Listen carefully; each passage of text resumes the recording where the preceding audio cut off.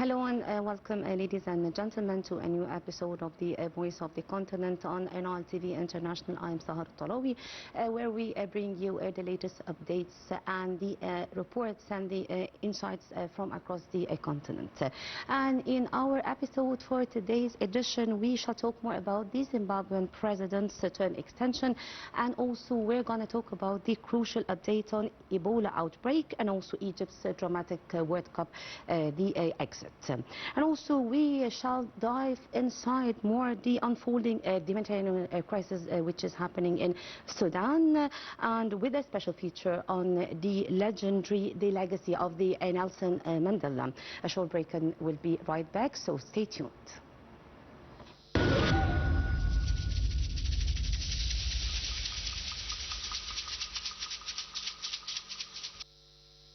Welcome back, ladies and gentlemen, and now moving to the Zimbabwean President Emmerson Mnangagwa has signed the constitutional changes into law, extending his tenure by 2 years to remain in the office until 2030. And the legislation approved by the Parliament last month also introduces a provision allowing the future presidents to be elected by lawmakers rather than through a direct public vote. The government spokesperson Mnangagwa confirmed the signing, announcing that the bill will be officially received presidential assent.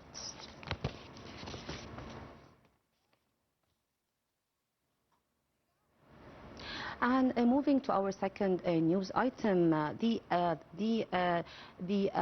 healthcare workers at the epicenters of Congo's Ebola outbreak are walking off their jobs to protest delays in their payments, threatening efforts to slow the outbreak that officials said continues to spread faster than the response. And in Ituri province, the hardest hit among 3 provinces in eastern Congo affected by the outbreak, some of the health professionals and other frontline workers said they have not been paid the wages and bonuses since the outbreak was declared on May 15th. And Congo's health authorities said that the latest government data showed that 1,708 recorded cases, including 580 deaths, and that the first month of this Ebola outbreak was already the worst on record. And the World Health Organization representative in Congo said that Tuesday that the virus continues to spread, fueled by population movements and insecurity, while some treatment centers are at near full capacity.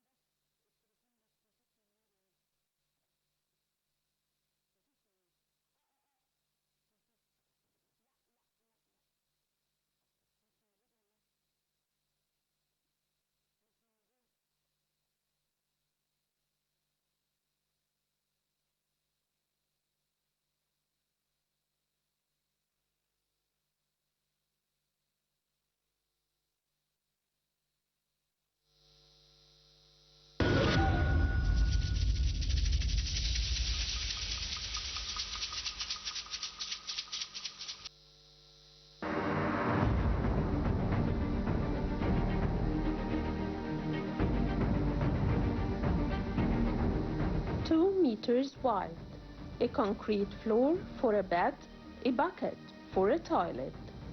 For 18 years, this was the entire world for prisoner 46664 on Robben Island.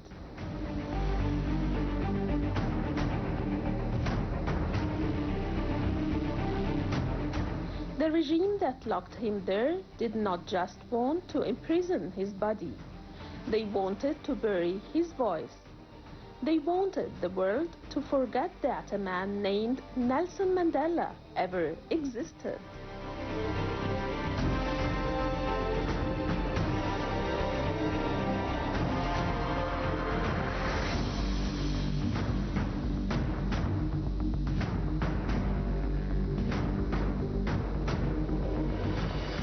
Repression lacks imagination.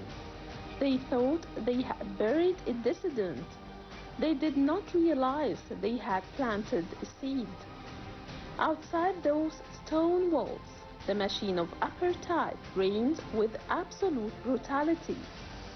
It was a system built on the violent delusion of racial hierarchy, enforced by guns, state-sanctioned terror, and total segregation. The global powers of the era watched in silence, treating the regime as an economic partner.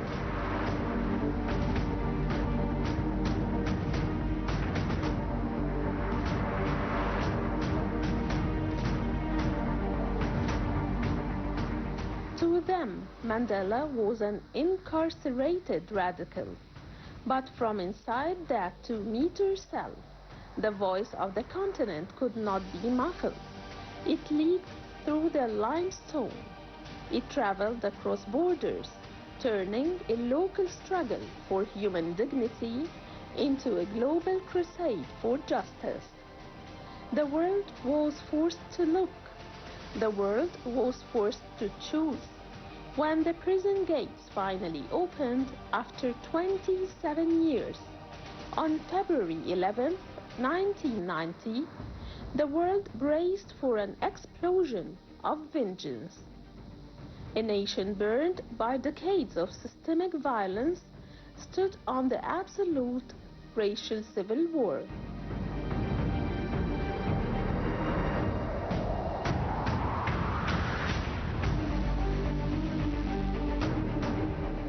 Mandela did not preach retribution.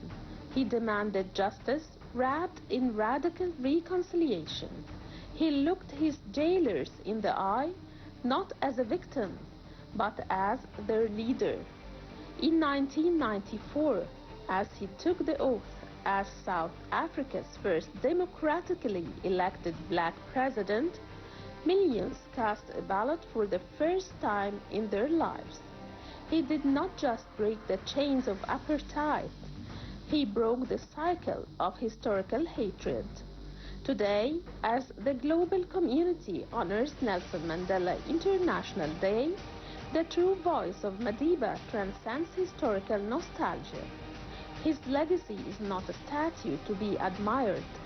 It's an active blueprint for continental defiance against modern inequity. In a world still fractured by economic disparity and systemic neglect, his final charge echoes louder than ever across the African continent. It's still in your hands to make our world a better one. The chains of the past are broken. The battle for economic sovereignty and human dignity is now. This is the true voice of the continent.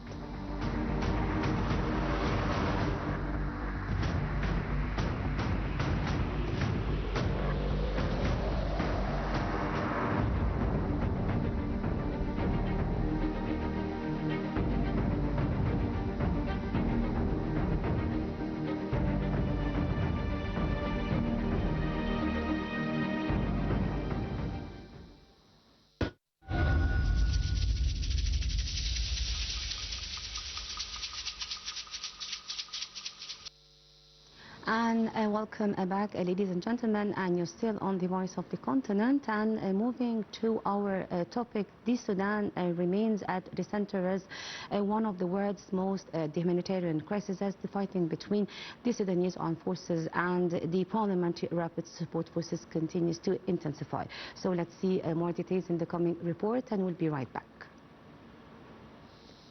The United Nations is warning that signs of a new atrocity in Sudan are clear and unmistakable, pointing to a looming human rights catastrophe around the besieged city of Al Obeid. The capital of North Kordofan state has become the latest major flashpoint in Sudan's civil war between the National Army and the paramilitary Rapid Support Forces, the RSF. For the past 18 months, Al Obeid has endured siege-like conditions, severe clean water shortages, and a surge in drone warfare. Between June 6 and June 28 alone, 15 drone strikes killed at least 45 civilians and injured 41 others. UN Human Rights Chief Volker Turk explicitly warned the international community to prevent a repeat of the horrors witnessed in Al-Fashir last October, where at least 6,000 people were slaughtered in just 3 days after RSF forces captured the city. The stakes are incredibly high as Al Ubaid currently shelters 500,000 residents, including more than 83,000 people who have already been displaced by fighting elsewhere. The International Organization for Migration warns that a full-scale assault would trigger a massive new wave of displacement that humanitarian agencies are entirely overstretched to handle. As pressure mounts, a draft resolution strongly condemning the violence is under consideration at the UN Human Rights Council. Meanwhile, Sudan's army-aligned government is urging international leaders to stop the flow of advanced weapons to the RSF. While the RSF claims its operations are strictly military and do not target civilians, UN investigators maintain that the group has already committed documented war crimes and crimes against humanity.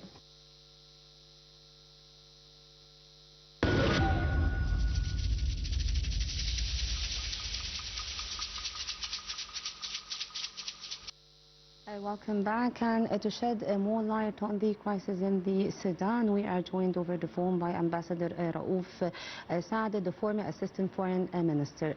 A very good afternoon to you, sir. Thank you. Thank you so much for joining us. As we know that the UN has issued a red alert for an impending mass atrocity in Sudan, especially in Al Ubaid. What immediate diplomatic tools can be deployed from the international community in your point of view? Well, I think we have to, the time will not allow us to get into details, but we have to be realistic. I mean, we are not short of institutions, we are not short of multilateral mechanisms, we are not short of decisions. I think what we are short of, the deterrence, because you cannot, this catastrophic actions by the RSF has been continuing for the last 3 or 4 years, and with committing crimes and genocide and all kinds of impossible and unlawful actions against the Sudanese. The problem that had there been, their sources of support being dried up, that could have preempted all what we are witnessing, because it's on the contrary, the RSF is getting more support to the extent that now they are using drones. So I mean, it's taking decisions. I mean, unless the international community shoulders its responsibility in order to contain this RSF, to contain the support. They are getting political support, they are getting arms support, they are getting finance support, they are selling the Sudanese resources. So all this, that would, decisions will not stop them. The Human Rights Council can issue no matter. I mean, I'm being very bold with this. We have been doing that for the last few years, and on the contrary, the results that they are maximizing their actions, their crimes. So it's really becoming an unstoppable catastrophe taking place in Sudan. And of course, we need to talk about what are the implications on Egypt's security. Because, in that particular case, Egypt and other neighboring countries are suffering because people have to fly. And that's why we are witnessing migration from the areas of the RSF actions, getting anywhere, they are looking for a resort. And but in particular, they are putting a heavy burden on Egypt. So the international community is also responsible to support the harmed countries, the affected countries, particularly Egypt, trying to prevent, and contain this kind of dangers that are increasing, coming from the the borders with Sudan. Yes. So the situation really has reached a point that if taking decisions that with no implications is like being silent. Yes. Also, sir, as we know that the UN, the Human Rights Council has called for an urgent investigation into the siege. What weight do these resolutions hold in a city is cut off from the world totally? Well, I think I don't want to say it's nil and void. I don't want to say it, but you know, it's implicit there. I mean, unless that you can enforce your decisions by practical procedures and steps, so this is a very illegal coup. And you know, they were having decisions from the international community, where no matter which, that do not threaten them. You know, as long as the support is continuing. So I think we have to be a bit bolder and braver in order to confront this kind of dangers, because it's you know, it's affecting the national security of the neighboring countries. It is killing and you know, the Sudanese, and causing casualties within thousands and maybe more, without any kind of procedure that would prevent the RSF from continuing this. So well, it's good to have, of course, the kind of decisions, and I assume that Egypt is playing a major role in order to issue these decisions. But I believe that maybe behind the closed doors there are other efforts in order to see how diplomatically or politically you can convince the parties that are supporting the RSF from stopping this kind of support in order to bring this catastrophe to an end. Yes, well, sir, also as we know that the regional bodies like the Arab League and the African Union are expressing their deep concern. What role should these regional bodies and powers play in enforcing the ceasefire versus the global actors like the UN Security Council? Well, I think now we are in an era with a new Arab League Secretary General.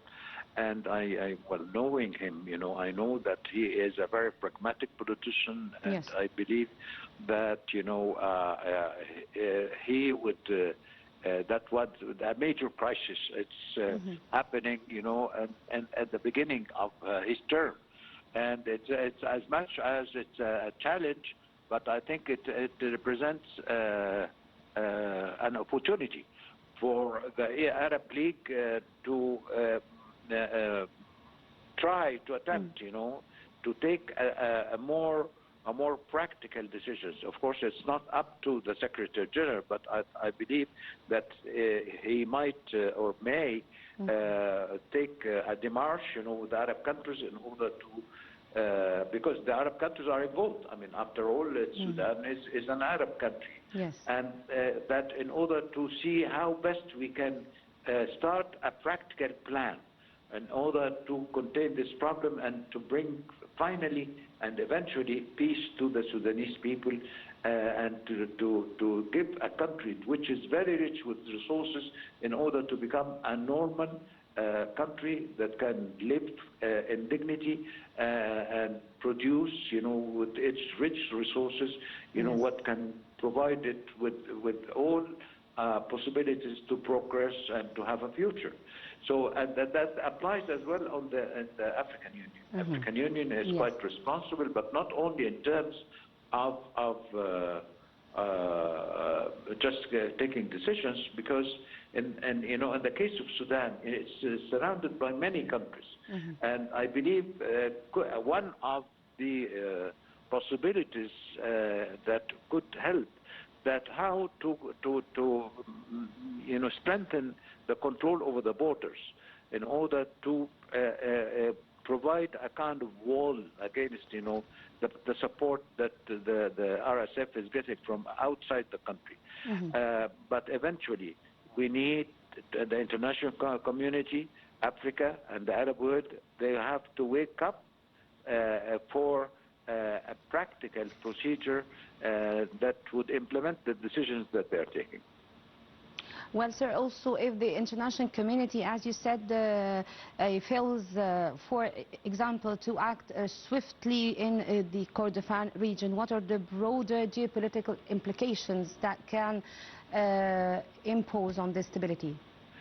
As I've been saying all through, you know, in the absence of the practical decisions and the implementation of decisions, and yes, with the deterrence procedures and actions taken by the international community, the impact would be very minimal.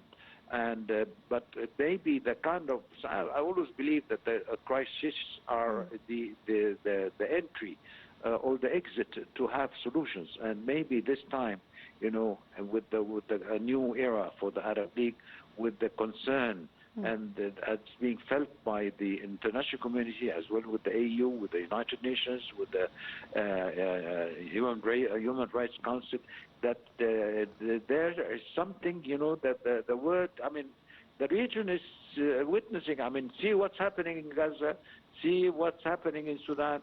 I mean, the richest region in the world, yes, is being deprived from investing its own resources because of the aggression and the crimes and conspiracies are taking place in these places.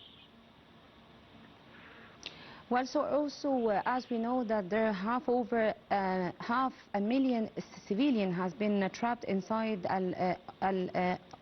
Ubaid. Are we seeing any viable diplomatic ties right now to establish a guaranteed the humanitarian corridors, safe corridors for these civilians to get out? That is part of the problem. Of course, it's a major part. You know, humanitarianly speaking, this is a major part. Yes. You can just take some decisions that would limit, restrict a bit the suffering of the people. But that should be just a part of a whole overall strategy for bringing this crisis to an end. Because, well, you can solve a problem partly today, but tomorrow, you know, it will be repeated again. Yes. So, but corridors, this is, of course, something that should be done swiftly and right away by the neighboring countries. But again, the risk there, you know, the corridors could provide a way of migration. So it's you know, it's a positive and negative in a way. But yes, that's how I can see it. But nevertheless, I think that, you know, a swift and immediate plan has to be put in order to rescue these people from such really one cannot find the word for the people who are under attacks from all sides by the RSF, and who are which are using all kind of armaments, you know, even advanced ones. So corridors would have to be provided according to a very concrete plan, and not on only one direction, but in different directions that, you know, that would be distributed among the neighboring countries. Well, sir, also the aid organizations has reported that the critical infrastructure like the water facilities and the hospitals and the facilities is being targeted. What mechanism exists under international law to hold the commanders accountable for these war crimes? Well, it's not up to the international community just to take a decision. It's the matter of how to provide an access, yes, in order to reach the people. Of course, the responsibility and maybe the readiness is there. You know, political readiness and practical and physical readiness by the different institutions and mechanisms are there. But again, you have to have a plan, you know, not only confined with a decision absolutely, to humanitarian aid, but you have to provide a safe access, you know, for the organizations as well as for the people themselves. So it's not talking about it sounds possible, but I think it's not easy at all unless there is a deterrence action clear, and, you know, would convey the message to the RSF that they can no longer do that, without any kind of punishment. Well, sir, in your point of view, why has the international community repeatedly failed to protect the civilians in this conflict, especially? As I said, of course, this is a prime responsibility of the international community, but unfortunately, it's not a matter that, you are in New York or Geneva to take a decision that would, you are sure that it will be implemented. Yes. And on the contrary, Yes. as long as you cannot reach, you cannot deter, you cannot Yes. contain, you cannot prevent Yes. the RSF from continuing this, they will continue to do that, and the people will continue to suffer. So, I mean, let's not oversimplify the crisis and confine it to taking decisions. But, it's very important that we... Sir, Ambassador Raouf Saad, thank you so much for your time and for your contribution with us, for your insightful information. And ladies and gentlemen, by this we come to the end of the Voice of the Continent. Thank you for the watching, and stay tuned on Nile TV International for more to come. It was Sahar Talofi.